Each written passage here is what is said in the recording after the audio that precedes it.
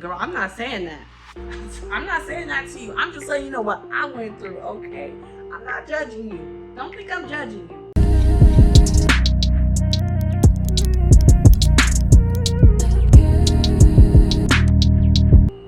What's up, go-getters? Yes, I'm switching up to go-getters because honestly, I don't want to be a millionaire. And probably you don't either. If I'm really being true to myself, let's just keep it real. We probably don't really want to be millionaires. We just want to be wealthy, right? We want to be well off. Yeah. But if you're new to my channel, what's up? My name is Shawnie Yang. If you're a returning subscriber, welcome back. And this video, I'm gonna just keep it short and simple. It's all about things that are keeping you broke. Because have you ever wondered, like, okay, where's my money going? Like, why do I never have money like 2 to 3 days before my paycheck is coming in and I'm like making everything stretch? I just don't get it, how I'm living paycheck to paycheck. Where does this money go? This is the video for you. Check this out, okay? So number one, the first reason why you're probably broke is because of social media. I mean, let's keep it real. Social media is like glitz, glam, it's the highlight reel. Everybody's living their life, their best life. They shaking a butt on a yacht in Dubai in a thong. Let me know down below if you know that reference. I'm just messing around because I'm going to Dubai. Social media, it's a highlight reel, right? So we're seeing people living their best life and they got the nice handbags, the cars, all this and all that. I honestly don't really relate with that, and that doesn't really attract me because I don't really like those type of things. I never liked name brands growing up, so I'm just gonna keep it real with you. But I'm just letting you know why most people probably broke. A lot of the stuff I do relate with, but this is not one of them. But yeah, so you're seeing people doing all these great things on social media. And so some of us go out and we want to do the same thing. But one thing I wanna let you know is that social media is not reality. It's just our perception of that person's life. We don't know if they're spending beyond their means, living beyond their means. I mean, how many times do we see rappers, ball players, just actors, actresses, like they spend beyond their means and next thing you know, we find out they're broke and we're like, how are you broke? You got all that money, how are you broke? And a lot of the times it's to keep up with the identity that they have online, that they have in the media. And people do this in our everyday lives as well.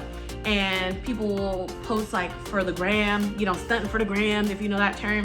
And really, I don't even know if that thing that you bought is making you happy.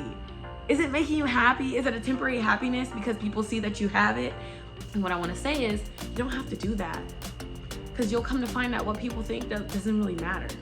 Like, it looks good, yeah, but when you're hurting in the bank account and you got to go to the dollar menu in McDonald's, which is really not a dollar menu no more, it doesn't really feel good. So maybe we need to stop that and rethink a few things. Yeah, all right. The second thing that's probably keeping you broke is not looking within. And I know that sounds weird, but that kind of relates to what I was just talking about, not looking within. Does it really make you feel happy, right? So not looking within also goes into realizing some of your spending triggers, like what makes you spend money. I know for me, I used to, and I've had to get out of this habit, it's when I'm sad, I will do retail therapy. There's a reason it's called retail therapy. I would do retail therapy or I would eat because it made me happy. It was comfortable. It's comfort food, you know, it's on my couch with my chunky monkey. But a little bit is okay. But when it becomes a habit, that's not good. Too much of anything is not good, okay? Now also realizing what's need versus want. I don't know about you, but for me, I would get into this place where like, oh, I need that, I know I need it. And I would convince myself, looking within, that I needed it. But then I got it, and then I made up all these excuses why I couldn't do what I needed to do with it. Now, it's not a materialistic thing, so I mean, it may be a little bit different, but it still applies, need versus want. Do you really need those shoes? Do you really need that dress? Do you really need that purse? Or do you just want it? The next thing you know, it's like, why did I buy that? Why did I spend my money on that? I could have spent it somewhere else. And so I had to look within in myself and realize I didn't really need to get that. I just convinced myself. It was a way for me to procrastinate. Are you procrastinating with your need versus want? Is that one of your spending triggers? When you want to procrastinate on something, do you go spend? When you want to feel good, do you go spend money? When you're sad, do you go spend money? Go figure that out. And you figure that out and you replace that habit with something else. So when I'm sad and if I want to feel good, I don't go to food anymore. First off, I'm gonna pray. Then I might turn on some music or I'm singing praises or something. Now talking about looking within, growing up, how was your life? Were you maybe a little less well off? You know, how did you feel as a child looking at other children around you? how did that impact of what you said that you were or were not gonna do when you got older? Think about those things. Growing up, if you had less, do you spend up all your money because you're trying to enjoy it while you have it because you feel like it may not always be there? And you remember those times when you were a child when it wasn't there, and now that hurts, and you want to fill that void and just spend up all your money and enjoy it, but then you're hurting afterwards, and you got to fix it. You got to switch. And I know sometimes it's not easy because we grow up hearing things like money doesn't grow on trees, or only the rich got money because they did something bad to get it. You have to break free of that. That is not true. But I'm saying, like, money doesn't grow on trees, but you can go out and hustle and make it. Or you can just spend right and keep more money in your bank than you ever had. You can. Yes, you can. The next thing probably keeping you broke, and this kind of relates to all the ones I just said, is, no budget. If you had a budget, and there's some misconceptions about budgets, I just want to clear that up real quick, okay? Budget doesn't mean you're living this hard knock life, not enjoying life.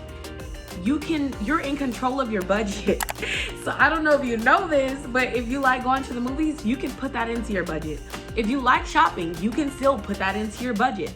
But having a budget helps you to keep a guideline around it, helps it to keep it healthy instead of frivolous spending, where you're wearing your money instead of having it and investing it, where you're eating your money instead of having it and investing it, where you're throwing it down the drain with things that you'll never wear. I still have a dress in my closet from 3 years ago on a birthday where I bought it and I couldn't fit it and I never took it back.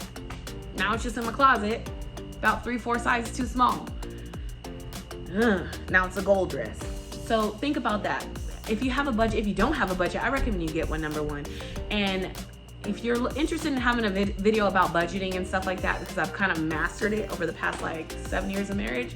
So if you're interested in having information about how to better budget or how to budget, please comment down below and I'll make a video about that. Now, another thing that could be keeping you broke is fear. And I kind of went over this a little bit. I mean, I feel like everything's related if you're just being honest. It's mostly psychology, right? Fear of failure. Like you heard me say earlier that I was buying things to procrastinate. And I didn't realize it until I faced myself and I saw I was buying things to procrastinate. So fear of failure, like are you self-soothing yourself with making purchases because you're not doing exactly what you could be doing to get where you need to go? And you know you need to be doing those other things, but you just want to buy stuff instead because it's easy and it makes you feel good. And y'all, don't get mad at me about this video. I had to look at myself in order to make this. Like I said, this channel is about me getting you the upper leg in life, me being that person I needed. I had to figure this stuff out by myself. Okay, I had to go through and smack my face over and over and over in order to get here, to be able to give a little bit of wisdom, and hopefully this helps you. I really pray this helps you. That's my whole point of my channel. The thing that could be possibly keeping you broke is mom guilt, okay? And sometimes we can buy things for our children that they don't need or even want or may not even play with because we're trying to overcompensate. Maybe because we're working and we're not always with them. Or we just feel bad because kids can say things sometimes, and honestly, they're just like the most extremist little people ever, okay? It's like, oh my God, you're the best mom ever. And then next thing you know, X on you, mom, X on you. You're not my friend. I'm like, we were never friends anyway, but okay, I get it, I guess. They're extremist little people. So don't feel bad out of mom guilt and go overspend and blow your budget. And then also, talking about mom guilt, I feel like moms, we've all had this thought in our head that I'm not gonna do XYZ with my kids when I have kids, or I will do XYZ with my kids when I have kids, or I don't want them to experience XYZ. Yes, I had to see that in myself, how I was spoiling my kids. My husband and I were spoiling our kids because we had very different childhoods and we were able to give our kids. And thank God we can give them what they have. So don't feel like because of your childhood, now you have to overcompensate with your children, because sometimes you'll find that they're not grateful. And then you feel like, what the heck? You know how much I broke my back to get this? How much I spent? And you can't say that to a kid because they're just like, mom's tripping. I'm out of here. Where's my tablet? Now this one is like one of my favorites because this is something I broke recently. Entitlement. Ugh. What I mean by entitlement is I worked hard. I work hard, so I deserve to get this. Oh, I had a hard week, so I deserve. Oh, I've been going through a lot, so I know I just deserve to at least do this little thing for myself. Now, that's okay in moderation, but when that becomes a problem, when it becomes a habit and you're saying it all the time. On occasion, yeah, you should be able to splurge and spend your money because you worked hard for it, but don't do that all the time. And if you find yourself thinking that way or speaking that way all the time, look within yourself, take a deep breath, and correct it. Nobody else is watching you saying, you say that all the time. And girl, I'm not saying that. I'm not saying that to you. I'm just letting you know what I went through, okay? I'm not judging you. Don't think I'm judging you. All this stuff I relate to, except for the social media one, because my mom, I'm talking about materialistic things. I'm gonna give you background on me. My mom worked very hard, and my sister likes name brand things. And growing up, she liked Jordans, she liked the Air Force Ones, the Nikes, all that good stuff. Me, no. I wanted Walmart shoes. I wanted Payless.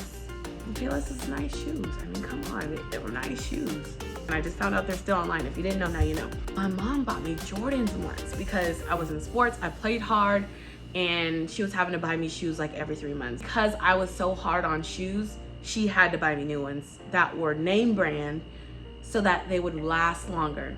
I looked at the box, I opened it, I looked at them. They were nice, but I cried my eyes out. I cried. I didn't want name brand shoes. I just wanted me some JCPenney shoes, some Walmart shoes. But they did last a lot longer. I think they actually lasted me 2 years until I finally put some holes in them. So that's my background. That's why I don't really relate with this materialistic one. But another thing that's probably keeping you broke is your circle. Think about that. I know like the people say like, oh, the sum of the 3 people that you hang out with the most that's you. And I'm like, well, I don't have any people I really hang out with. So I'm just me. But I thought back to my college days. Talking about your circle, they're probably the reason why you broke. Do they spend beyond their means? If the answer is yes, that probably means you do too. Or if they don't spend beyond their means, but you want to be with them, do you spend beyond your means to be with them? Because I went through that in college. They always wanted to go out to eat after Japanese class, and we were going to Little Tokyo in LA, and we were going to the curry house and the this and the that and the sushi bars, and it's like, I don't really have the money to do this, but I did it with like non-sufficient funds in my checking account. People still do that today. We still do that today. You don't want to be living above your means to just be with your friends. And I know if you're like me, then you probably don't want them paying for you. The last reason why you're probably not having the money in your account that you want to have in your account is because you can't say no. And that's no to you, and that's no to others. If you know you don't have the funds to do something, just say no. No to you and no to others.